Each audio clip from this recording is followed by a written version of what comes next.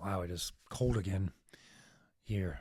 It's down below freezing, which not unusual for this time of year, but it was like 70 degrees over the weekend, so I'm getting a bit of meteorological whiplash. Anyway, today, continuing the series of videos talking about principles of practice. Right, so on Monday, I talked about the sort of principal aspiration, which is the understanding of the self, the recognition of the mystery, and the ever-broadening intersection between the two. Right? And then yesterday, talked about the necessity for wisdom, the necessity for a wise populace. And I got off on a bit of a tangent there about my bafflement at the sort of the state of affairs we find ourselves in, where we really are in a golden age of information in terms of practice and teaching and our ability to communicate. Excuse me. Yeah, dropped my phone.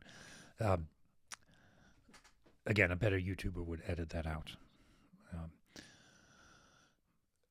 And yet, even with all of that information available and the truly remarkable availability of teachers, I am baffled that we do not have global institutions whose purpose is to direct, share, federate the project of enlightenment on a global scale. It just seems like we're missing a trick there, right? We have this capability, this potential, and the opposite seems to be happening. All right, so that's neither here nor there. That's a tangent, although it is something I'm thinking a lot about. Today, the third principle is the ongoing nature of revelation. Right, revelation continues. So what do I mean by that? Well, a couple of things. First, kind of the obvious one is, in Buddhism, Christianity, Islam, we tend to look back on the sacred texts, the scriptures, as ancient, because they are. They're written thousands of years ago. And that anything that we've written today cannot have the same weight. So the first point of this principle is simply that the possibility, in fact, the likelihood of valuable prophecy, revelation, practice approach is quite available to us today. That the great teachers and lineage holders or independent prophets and voices, that the access point to the underlying mystery that we talked about in Principle 1, that access point is as alive and vital today as it was in biblical times, or in the 800s, when many of the texts that we study in the Bon tradition were written down for the first time. The studies and disquisitions, expositions on these texts today are just as likely to be really ecstatic revelation as anything that's happened in the past. But set that aside, because the other part of this principle is that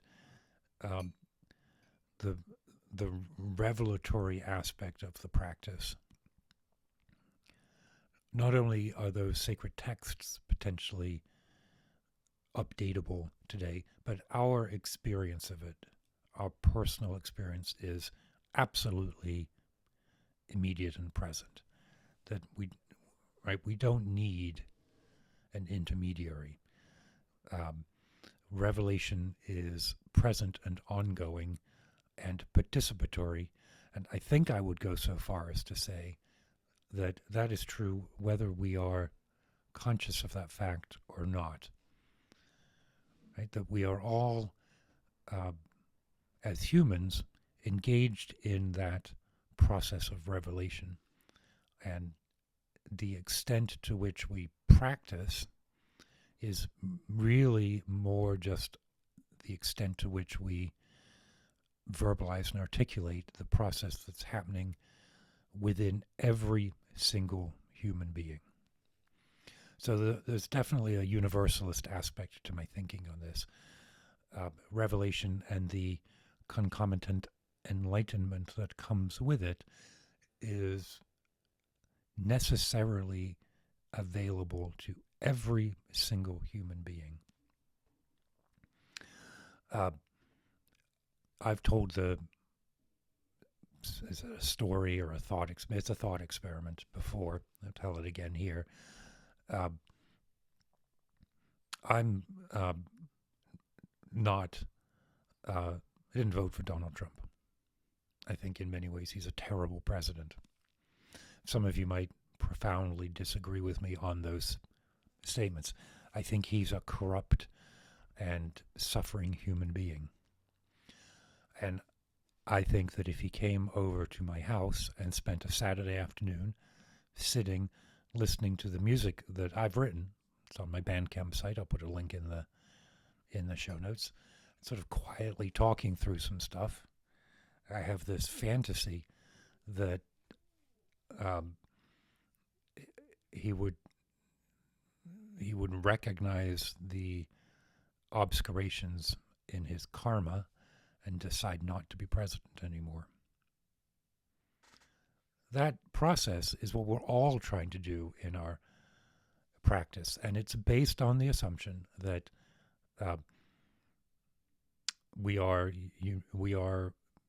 significantly overlapped in our actual underlying capacity, and what is distinct for each individual is the level of confusion or inexperience or obscurations, karmic obscurations, if you want to think of it that way, filters that can be gleaned through practice and study and dialogue, conversation.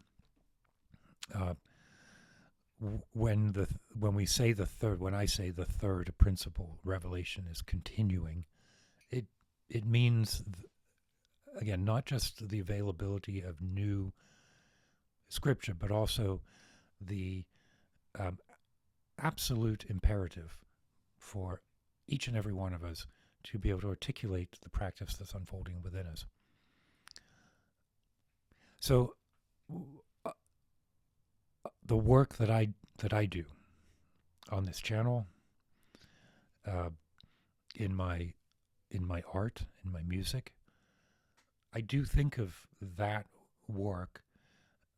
I consider that work effective to the degree that it participates in that process, perhaps catalyzes that process. Right? When I write electronic music, it is different for me when I write electronic music as opposed to when I write piano music, although those two are converging. When I write electronic music, I am trying to create a liturgical experience, one that recreates and shares the sensations and phenomena that I associate with that boundarylessness of the ongoing revelation. Right? And I say that's the measure of my craft. And again, the degree to which I'm successful or not is the degree to which my craft is appropriate to the task or not. The reason that my piano music, I'm pointing over there because my working piano is over there, and I'm pointing over here because my Euro rack is over there. The reason that I think of them differently, I'm coming to realize, is that I'm just my craft is higher in the Euro rack than it is as a composer of the piano. And having recognized that, I'm now working on